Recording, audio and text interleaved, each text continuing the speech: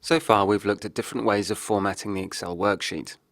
We've looked at colouring in cells and even on some occasions removing the grid lines.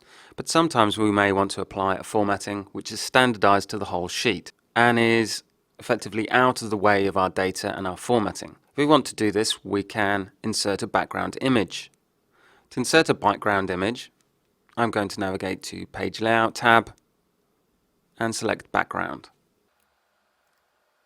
Excel will provide me with a variety of different options for inserting a picture from the web or from my Office account.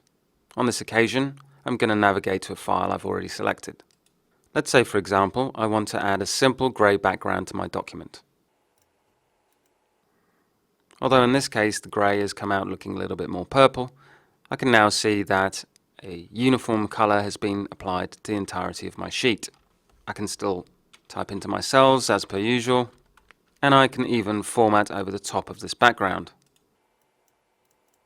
The background formatting, or the background image in this case, is applied to the entirety of the workbook and doesn't interfere with any other formatting or cell information options.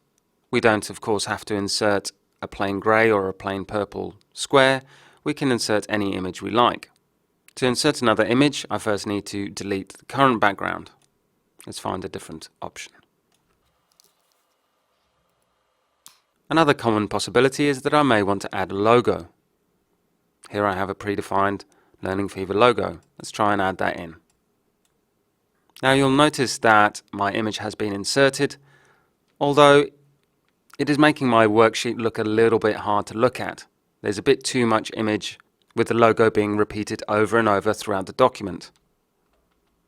If I did want to insert a logo in this manner, I'd be better off using a less complex image, one that includes more white background and is not quite so busy. For this purpose, I've pre-designed such an image.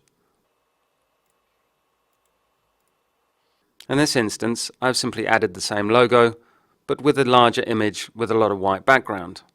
So now I can see my logo reoccurring throughout the document, but it is not distracting or intrusive.